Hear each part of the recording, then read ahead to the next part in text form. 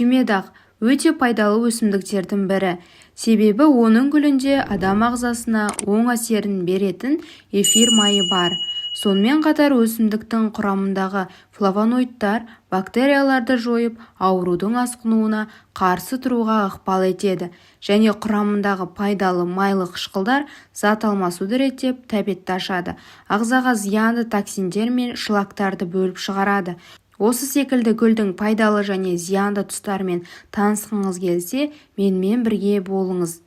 Түймедақ гүлін іш кебу, іш өту, іштің түйіліп ауруында, асқазан жарасында және ас қорытудың бұзылуында көп қолданылады. Сонымен қатар оның тұнбасы мен тұмауды, баспаны емдеп жазуға болады және дене қызуын түсіретін қасиеті бар. Түймедақ жүйке жүйесін тыныштандыратын ең таптырмас емдік шөптердің бірі. Ұйқыға жатар алдын түймедақтан демделген бір шыны шайдың өзі шаршауды басып, тыныш ұйықтауға ықпал етеді. Бұл өсімдік бүгінде косметикалық зат ретінде кеңінен қолданысқа ие. Ол бет терісінің қызаруын басып, ондағы бөртпелерді кетіруге және майлы беттерді тазалауға көмектесе алады. Түймедақ гүлдерінің тұнбасымен компресс жасау арқылы көздің шаршауын басып, қызарғанын емдейді. Өсімдіктің шашымызға да тигізер пайдасы көп. Мәселен, шашты тазалап сусабынмен жуып болғаннан кейін гүлдің тұнбасы мен шашыңызды шаятын болсаңыз, сусабынның құрамындағы зиянды химиялық заттардың залалын ауыздықтап, шашты қатайтып, әрі нәрлендіреді. Сонымен қатар шашқа табиғи жылтырлық сыйлап, жібектей жұмсақ етеді. Әсіресе майлы және қайызғағы көп шаштарға осы түймедақ тұнбасы көмектесе алады.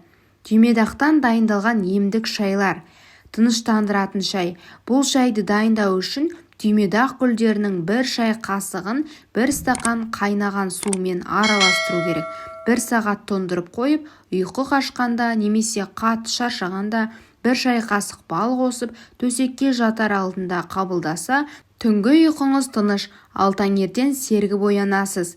Жел айдайтын шай.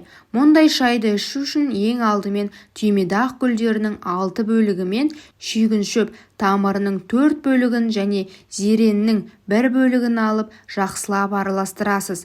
Одан соң осы шөптердің қосындысынан 1 ас қасық алып, үстінен 1 стақан қайнаған су қойып, 20 минут тоңдырып қою керек.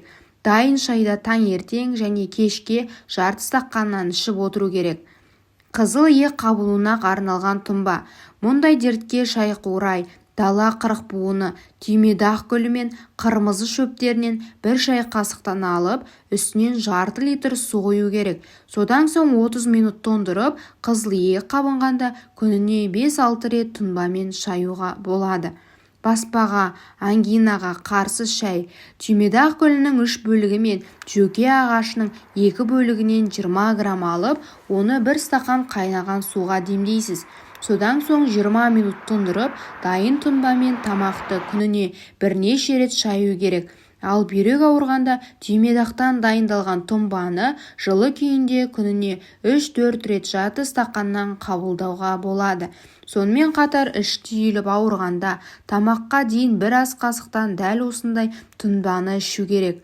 Басқа өсімдіктер секілді түймедақтың да пайдасымен қатар залал келтіретін тұстары бар.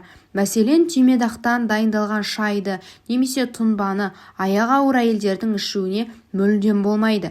Себебі болашақ ананың ішіндегі нәрестесіне бұл кері әсер етіп, түстік тастап қоюы қаупі бар.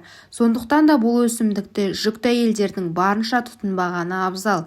Дегенмен түймедақпен тұмау кезінде тамақ ауруларында ингаляция жасау арқылы айығуға болады және тамақты шаюға да мүмкіндік бар. Тек жүкті әйелдер түймедақты ішке қабылдамаса болды.